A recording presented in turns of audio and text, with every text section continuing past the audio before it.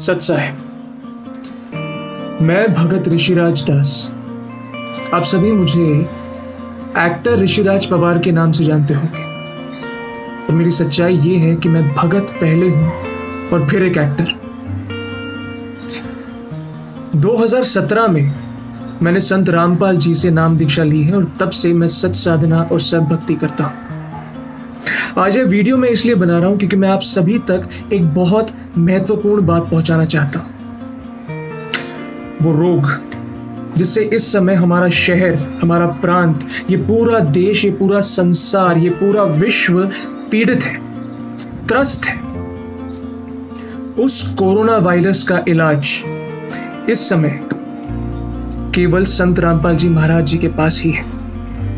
और ना ही केवल कोरोना वायरस, इसके जैसे असंख्य जानलेवा बीमारियां और सारे दुखों का इलाज भी एक ही है, सद्भक्ति और सत साधना।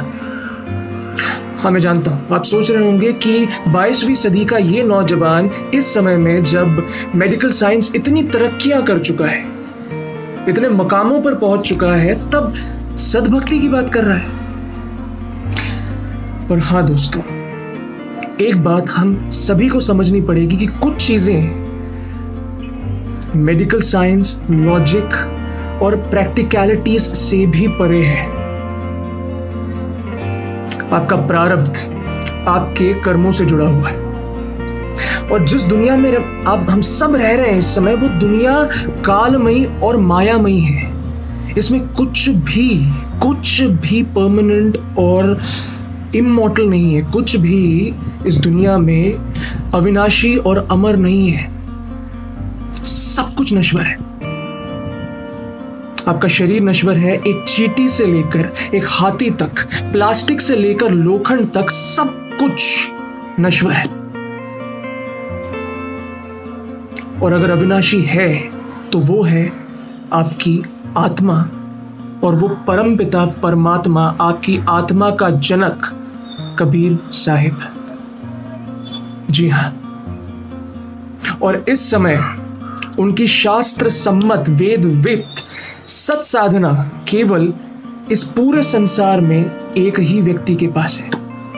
वो है संत रामपाल जी महाराज, जो सभी प्रमाणों के साथ आपको राइट वे ऑफ वर्शिप यानी कि सरल साधना, सत भक्ति और सही साधना बताते हैं, पूर्ण प्रमाणों के साथ।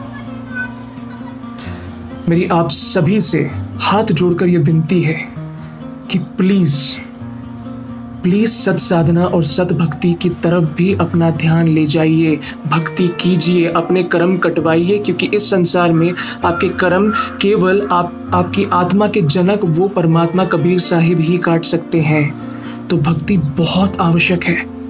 इस समय कोरोना वायरस से न जाने आगे किन किन प्रकार के रोग आएंगे। जैसे जैसे हम कलयुग की तरफ बढ़ते जा रहे हैं, वैसे वैसे हम पर आक्रमण होंगे, अलग अलग देशों से, अलग अलग रोगों से, अलग अलग तरीकों से। उनसे बचने के लिए केवल साइंस और मेडिसिन काम नहीं आएंगे, आपकी भक्ति काम आएगी। और मेरी प्रार्थना है उन प्रोफाउंड अथॉरिटी से जो इस समय बड़े बड़े पदों पर विराजमान है, मेरी हाथ जोड़कर विनती है